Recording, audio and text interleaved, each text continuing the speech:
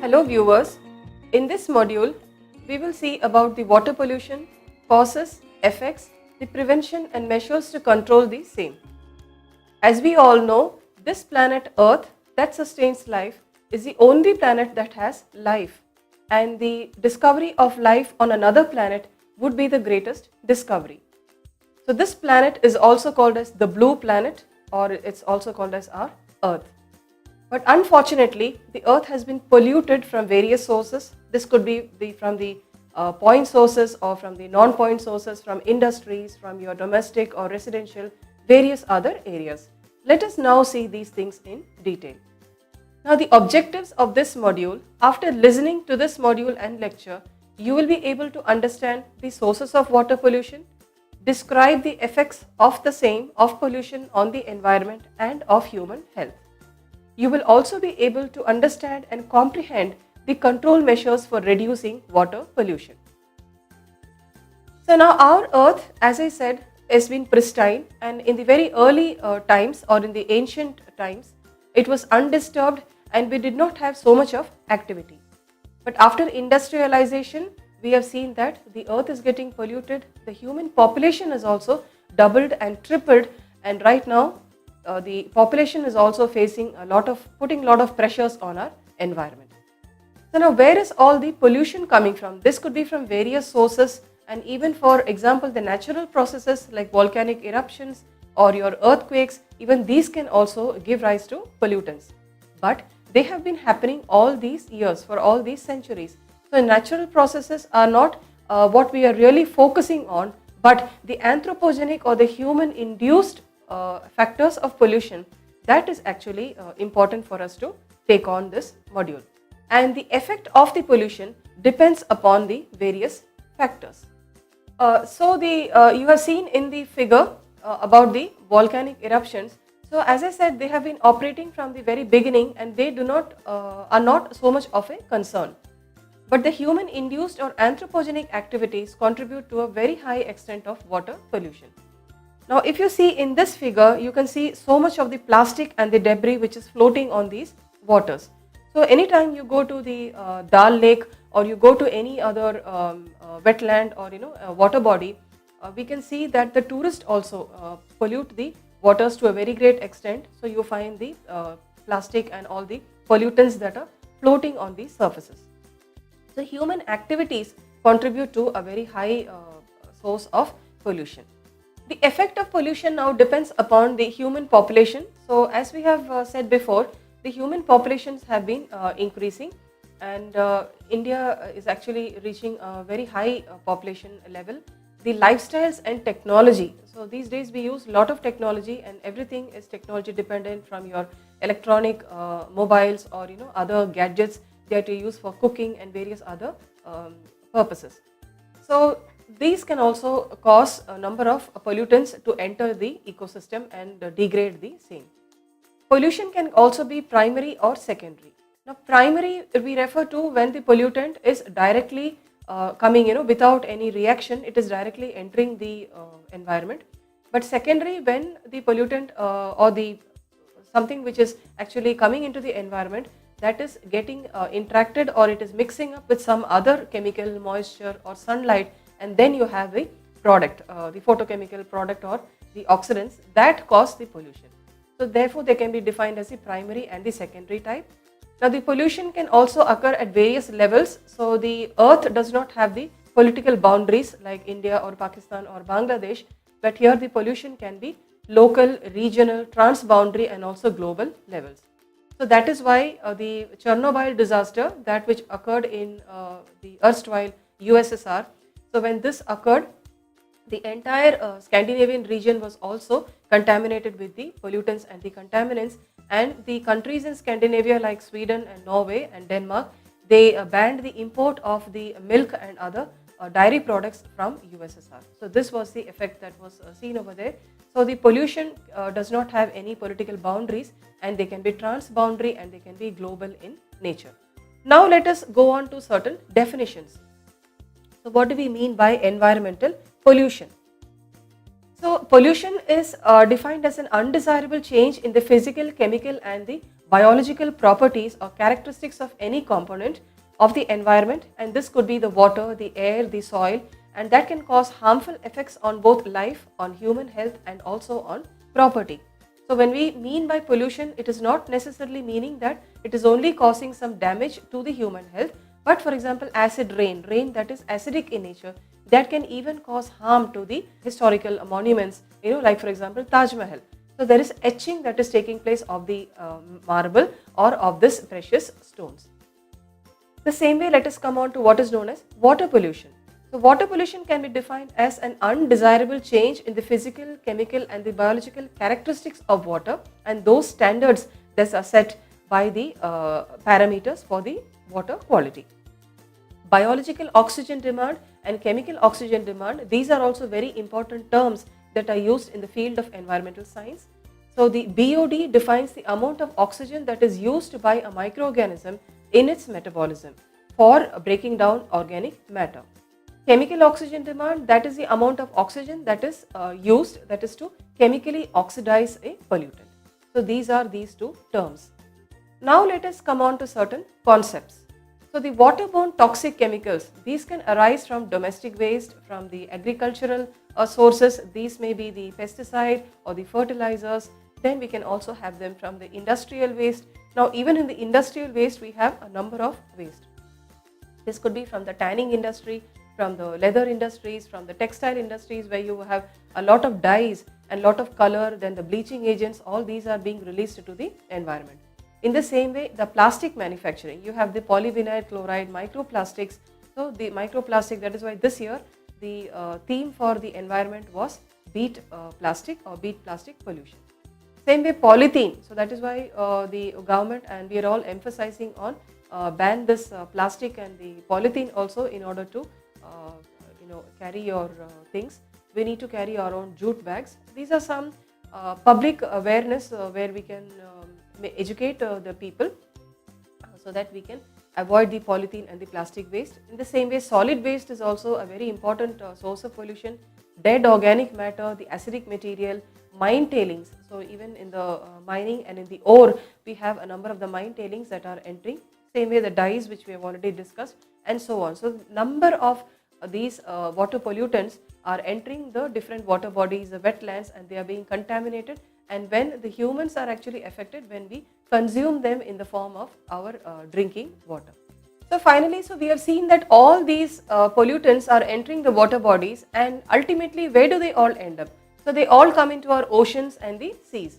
So 77% of the pollutants in the ocean come from the combined input of land runoff and atmospheric deposition. So now in this picture you can see the amount of trash. So this has your solid waste. There can also be some kind of toxic waste, mine tailings. So all this load actually it is finally deposited into the oceans, and that is why the many of the ocean, the animals, the flora and the fauna, all this is also being affected with the water pollutants. So this was something about the pollutants and the pollutant load into the oceans. So water quality. You have all heard about the term water quality, and these comprise of the parameters regarding the physico-chemical and biological quality of the water. There are different standards within these categories because water is being used for different purposes. So when we think of water, we only think that water is for our drinking purposes or for other domestic purposes, but water is used in different establishments, and the standards that are described also for establishing the water quality standards are for the domestic water, for the recreational uses, for example those that are used in the parks, in the swimming pools, the aquatic and the wildlife use, and also for the agricultural use. So these are some of the water quality parameters. Now coming on to the sources of the water. There are two broad categories of the water pollution. One is a point source and the other is the non-point source. The point source occurs when the harmful substances are emitted directly into a water body, and non-point is the pollutants indirectly enter the water bodies through transport. So the point source and the non-point source both together, they can contribute to a large amount of the water pollution in the water bodies. Some of the major sources are the industrial. From the industrial, as we discussed before, we can have it from the textile industries, from the paper and the pulp mill. So here you have a lot of bleaching agents. You have the dyes that are used in coloring of the used in the paper. You can also have biological waste like lignin and the cellulose, which also comes from the paper. So degrading all this is also slightly difficult because certain products are non-biodegradable and they remain in the environment for long periods, but certain substances or constituents are biodegradable and they can be degraded. Then you can have steel and alloy manufacturing from the iron and steel companies. You can have plastic, then from the rubber, food industries also. So the food is also, a large amount of the food is also being produced. Then from the commercial organizations also, you can have certain toxic compounds. You can have inorganics, organics, heat, bleaching agents. From the agricultural field, you can have pesticides, herbicides, insecticides. So this can all be DDT or DDE, carbamates, the phosphate containing fertilizers.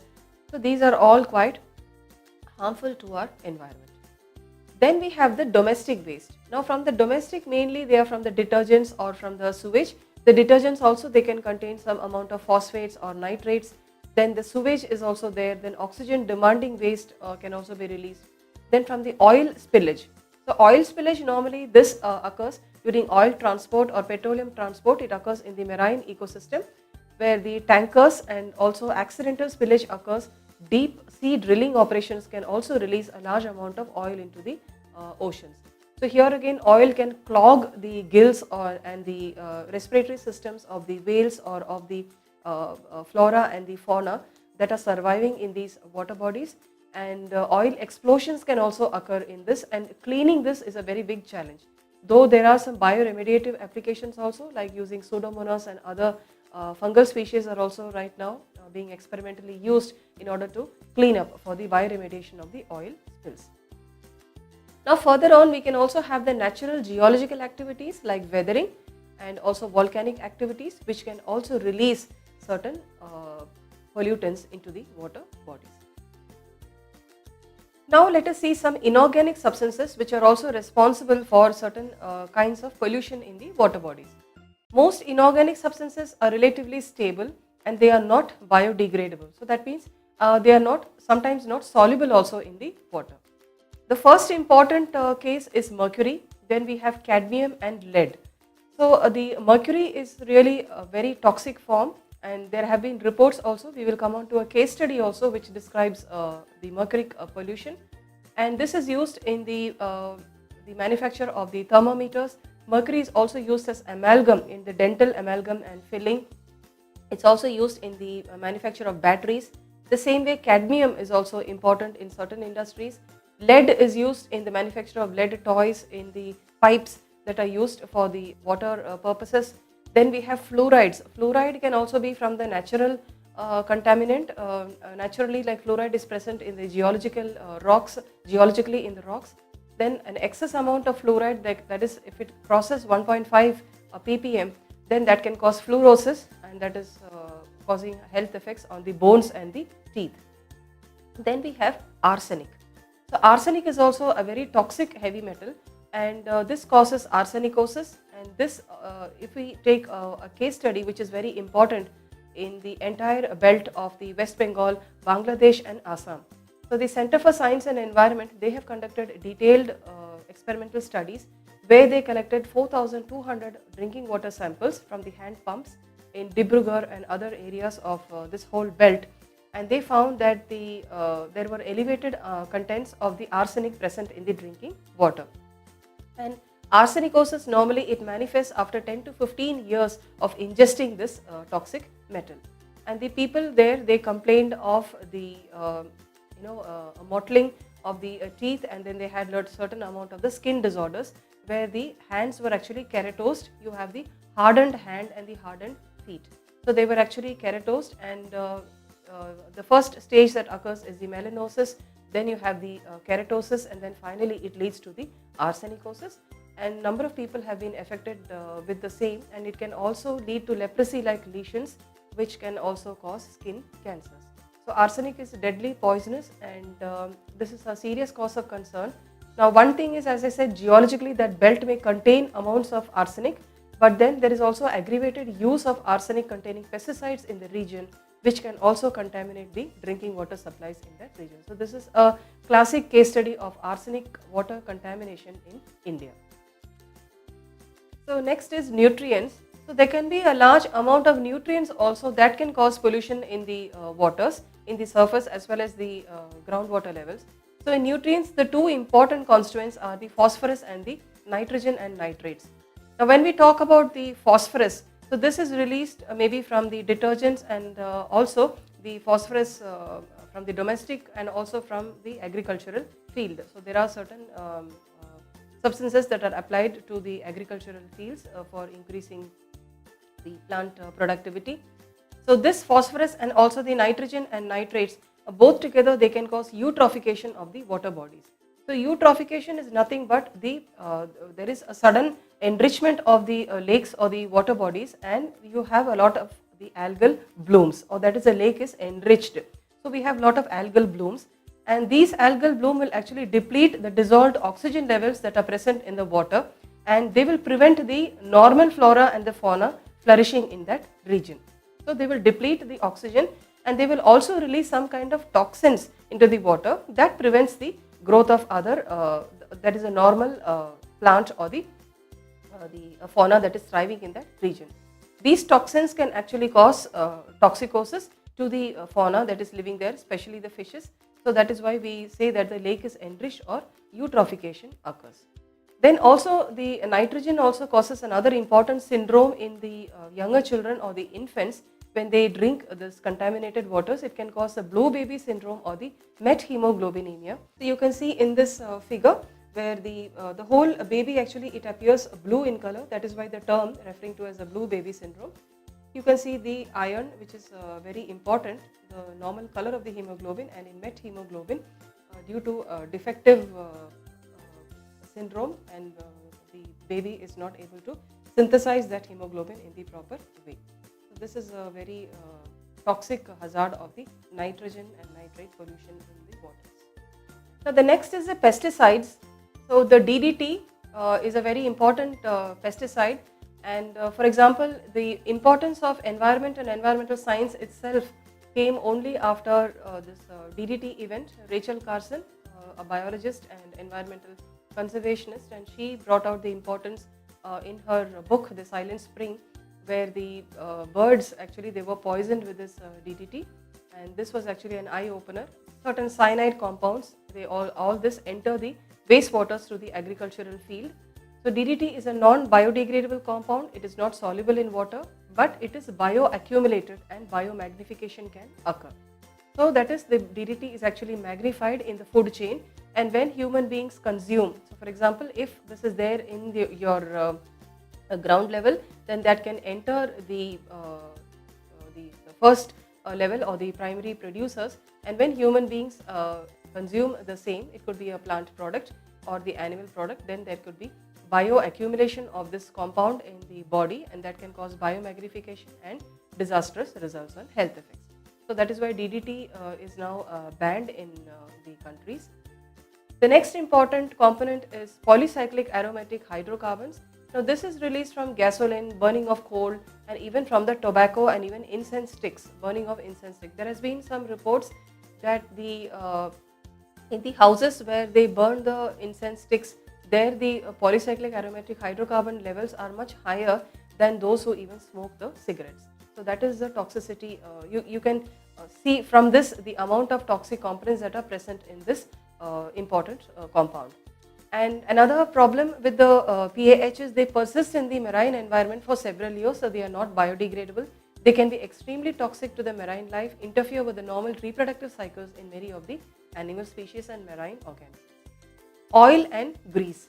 These are also very important components that are released to the water bodies, mainly from the tankers, and also this includes the fat, oil, wax. They are not easily broken down even by microorganisms. Only certain oil degrading microbes are there, which are used selectively in order to degrade the same.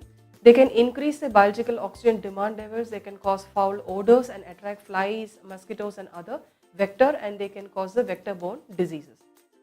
Organic matter. We have a number of oxygen demanding waste that are substances that oxidize in the water body. They reduce the available amount of dissolved oxygen. They can threaten the aquatic life and they come from different industrial sources, effluents and the municipal waste waters. Next we come on to the organic compounds. So organic compounds are even more toxic. They consist of the carbon-based chemicals that are the building blocks of most living organisms. Organic materials in wastewater, they originate from the plants, animals or synthetic organic compounds, and they enter the wastewater from the human waste or excretas, paper products, detergents, cosmetic products, the food, agricultural, commercial and various industrial sources. Pathogens. So far we were discussing about the organic and the inorganic types. Now we have a number of the pathogens. So water bodies can also be polluted by different infectious agents. They may be the viruses, the parasites, the bacteria, the fungi. They can originate from the hospitals, schools and the food processing plants also. So the food processing plants, they may have certain protozoan diseases. Gastroenteritis, this can result from a variety of pathogens in the wastewater. For example, Giardia lamblia, this has really been infecting a lot of people even in the waters this summer. And the Entamoeba histolytica, this causes the amoebiasis. These are protozoan parasites. The hepatitis causing liver toxicity, typhoid, polio, cholera, dysentery, all these are caused by a host of bacterial and microorganisms. They can occur as a result of contaminated drinking water, eating contaminated fish and also recreational activities in the polluted waters.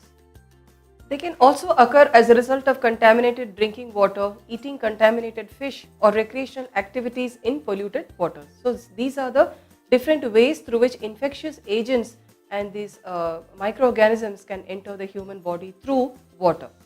Now solids and gases. So solids, they consist of the solid particles, that is organic matter and also inorganic materials. They can consist of total, suspended, dissolved and the settleable solids, those solids that can settle.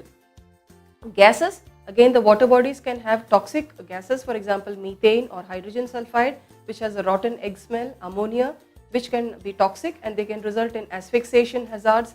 Ammonia as a dissolved gas in wastewater is dangerous to the aquatic life. Then we have volatile organic compounds. These are contaminants in groundwaters and the most toxic is a vinyl chloride, and which is used in the production of polyvinyl chloride and resins in the plastic manufacturing industries.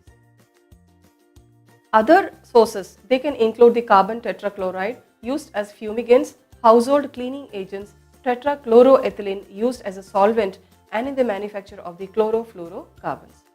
So all these substances are very toxic. They are potent carcinogens. Carcinogens meaning that they can cause cancer and they cause injury to the central nervous system, to the kidneys and the liver. So that means they cause nephrotoxicity as well as neurotoxicity. Radioactive pollutants. So these are all, we have seen the inorganic pollutants, the organic and also from the domestic sources. There are also certain radioactive pollutants that can arise from the mining and the processing of the ores. These are mainly used in medical research, also in the scientific research, for example in atomic energy departments, in the agricultural and also industrial applications. They can also be discharged from the nuclear power plants, fission and the fusion processes, testing of nuclear weapons, nuclear reactors such as strontium 90, cesium 137, plutonium 248 and uranium 238 as well as 235. So all these isotopes are extremely toxic to the living organisms. They can accumulate in the bones and the teeth and they can cause health disorders. Let us now see about certain effects of the water pollutants on the human system as well as on the ecosystem. So in the effects, we have the three important effects, that is it can cause disease in the human body. So we have seen how the biological agents can cause infections starting from the cholera or the typhoid, various other vector-borne diseases. It could be the giardiasis, it can also cause filariasis, all this. So when there is a stagnation of the water, the vector-borne diseases can also start accumulating and pollute a certain area. Then the second important problem is the destruction to the ecosystem. So even when hot water is discharged into the water bodies, you can have the coral bleaching. So this coral bleaching is also due to the warming of the water bodies and certain other disastrous effects on the ecosystem. You can have even the marine animals and the ecosystem are very sensitive regions and they can be threatened. For example, even the wetlands, they are cradles and kidneys of the landscape. They can actually filter out all the toxic pollutants from the body. But when it goes out of control and all these industries directly discharge their pollutants, for example, in the Kashmir, the Dal Lake or certain other prominent lakes in our country, if you see that the industrial effluents, there is a lot of tourism going around these lakes, and they are directly discharged. Even without treatment, they are being discharged into the lake water. So that can cause disastrous effect on the very sensitive flora and the fauna that are thriving in these regions. So it can completely destroy the organisms there. The eutrophication, again, this is due to the sudden rise or the enrichment of a certain lake, and that can give rise to the algal blooms. And the algal bloom, then again, that can release a lot of toxins into the body, and that is why we say that the lake has an eutrophication, where again the dissolved oxygen levels are completely gone and the normal flora and the fauna of the water body does not flourish. Coming on to a very important case study in the water pollutant is the Minamata disease. So this was due to the mercuric or the mercury pollution that occurred in the Bay of Japan. So one of a plastic manufacturing company, they deposited their inorganic waste, that is mercury chloride was used as a catalyst in the processing of vinyl chloride, and they dumped their waste in the 1950s into this Chiso Bay. Between 1953 and 61, the scientists observed that the fishes in the bay were lethargic, and they were not active or normal. Then also human beings also, there were certain reports that they were actually having a crippling of the legs and certain neurotoxicological complications. So finally it was found that this inorganic mercury that was dumped into the bay got converted into organic methyl mercury due to a bacterial methylation process when human beings consumed the fishes, because the fishes had accumulated that mercury in their bodies. And when the human beings, because Japan, the people consume more of the seafood, when they consume this seafood, then they were afflicted with this disease called as the Minamata disease, named after the area Minamata. They had the crippling of their hands and their legs, and it was a strange neurological disorder, and then they lost their vision, and also their ear, they became deaf. A lot of other, the whole body was paralytic, and they had the problems with the numbness of the bones and the hand and the feet. So this was a classic pollution of the water body due to mercury pollution. So now that you have learnt and understood about the sources and the effects of the water pollutants, and also with certain case studies like arsenic and mercury, do you think that we need to take action for the prevention and control of the same? So industries need to treat their waste before discharging the same. We need to minimize the use of pesticides, herbicides and insecticide. That is why more and more people are now going on for the organic farming and using of the organic and bio produce. So even in the shelves now you see that the consumers are also becoming aware, and we prefer to purchase the organic produce which are free of the chemical contaminants. Construction of bunds to prevent the runoff and agricultural field, this can be important. The proper treatment of the wastewaters before discharge into natural water bodies. They can promote the use of biofertilizers, biomonitoring and integrated pest management practices. We need to plant more trees to limit the soil erosion and runoff of these water and the soil management. Good sewage treatment and management is important. We need to promote the use of eco-friendly detergents. Proper waste management and segregation at the source is important, and safe disposal of the hazardous material. This is a very, very important aspect. Coming on to some of the laws. So law is very important, laws and legislations in order to bring about a certain change in the society. The Water Prevention and Control of the Pollution Act in 1974, it provided for the prevention of water pollution and for the maintenance of the water bodies, and to carry out activities to promote the restoration of the water bodies. For practical implementation of the Act, the Central Pollution and the State Pollution Control Boards were established. To promote the proper implementation of the Act, the Section 24 of the Act imposes a duty that a person to refrain from allowing any poisonous or noxious matter into any stream or sewer or into the land.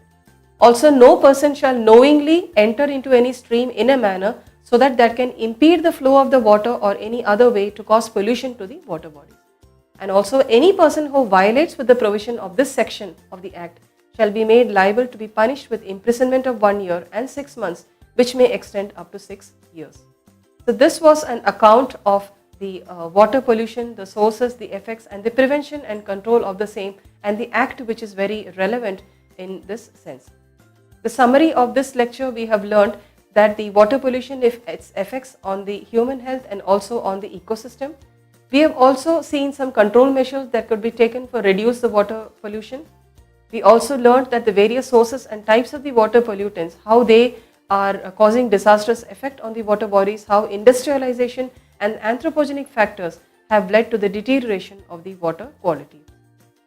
We as teachers in the field of environment and environmental studies, we need to emphasize the use of electronic media and various other sources, for example, interactive radio counseling or the live teleconference, the use of the video lectures and the YouTube or the movies in order to have a better and the greater understanding of such kind of environmental issues, so that the learners, especially the students, would be benefited by the